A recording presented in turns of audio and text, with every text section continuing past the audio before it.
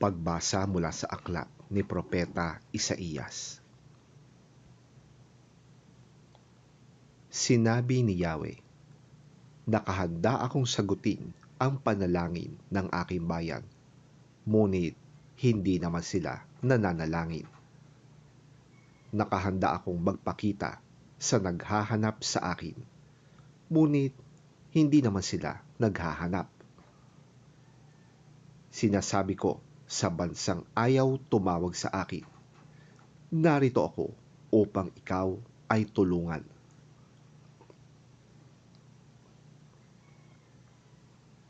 Tingnan ninyo, lahat ay naisulat na sa aking harapan.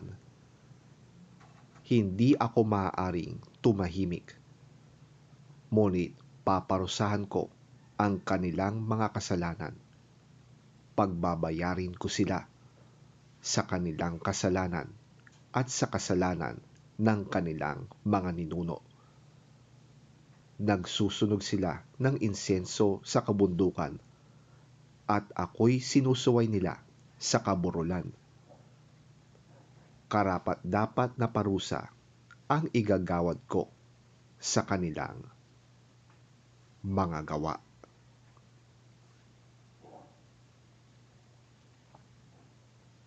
Ang salita ng Diyos.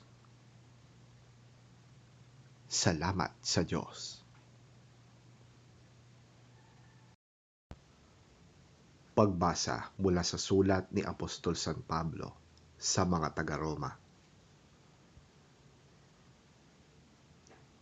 Ito naman ang sasabihin ko sa inyo, mga hintil. Dahil ako'y apostol ninyo, ipinagmamalaki ko ang aking tungkulin. Ginagawa ko ito upang inggitin ang aking mga kababayang Hudyo at nang sa gayon ay maligtas kahit ang ilan sa kanila. Kung ang pagkatakwil sa kanila ay naging daan upang maibalik sa Diyos ang sanlibutan, ang muling pagtanggap sa kanila ng Diyos ay matutulad sa muling pagkabuhay ng patay.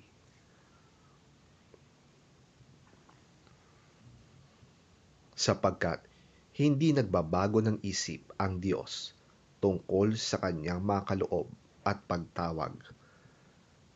Noon, kayong mga hintil ay hindi sumusunod sa Diyos. Ngunit ngayon, kayo ay tumanggap ng habag ng Diyos nang sumuway ang mga Hudyo. Gayon din naman, dahil sa habag ng Diyos na inyong naranasan, sinusuway naman ngayon ng mga Hudyo ang Diyos, nang sa gayoy maranasan din nila ngayon ang kanyang habag.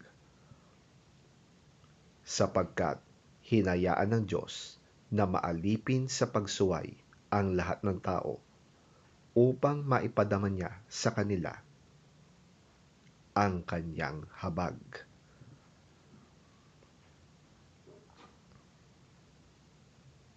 Ang salita ng Diyos. Salamat sa Diyos.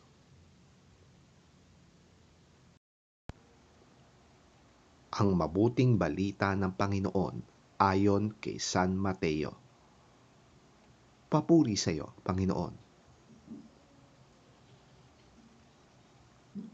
Umalis doon si Jesus at nagpunta sa lupaing malapit sa Tiro at Sidon. Isang Kananeya na nakatira doon ang lumapit sa kanya na sumisigaw, Panginoon, anak ni David, maawa po kayo sa akin. Ang anak kong babae ay sinasapian ng demonyo at labis na pinapahirapan ito.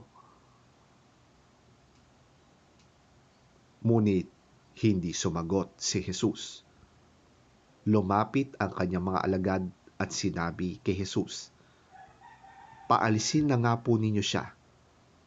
Napakaingay niya at sunod ng sunod sa atin. Sumagot si Jesus, sa mga naliligaw na tupa ng sambahayan ng Israel lamang ako isinugo.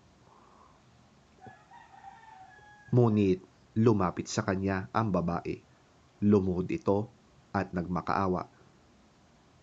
Tulungan po ninyo ako, Panginoon. Sumagot si Jesus, hindi dapat kunin ang pagkain ng mga bata at ibigay sa mga aso. Totoo nga, Panginoon. Ngunit ang mga aso man po ay kumakain ng mumong nalalaglag sa hapag ng kanilang Panginoon. Tugon ng babae. At sinabi sa kanya ni Jesus, napakalaki ng iyong pananampalataya. Mangyayari ang hinihiling mo. At noon di gumaling ang kanyang anak.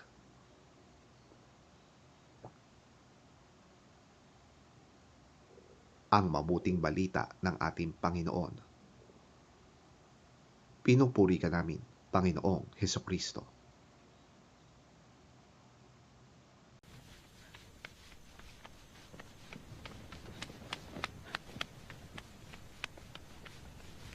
Leaving that place, Jesus withdrew to the region of Tyre and Sidon. A Canaanite woman from that vicinity came to him, crying out, Lord, Son of David, have mercy on me. My daughter is suffering terribly from demon possession. Jesus did not answer a word.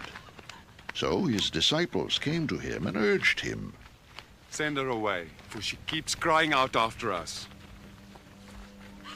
He answered, I was sent only to the lost sheep of Israel. The woman came and knelt before him. Lord, help me. She said. He replied, It is not right to take the children's bread and toss it to their dogs. Yes, Lord. She said, But even the dogs eat the crumbs that fall from the master's table. Then Jesus answered, Woman, you have great faith. Your request is granted. and her daughter was healed from that very hour.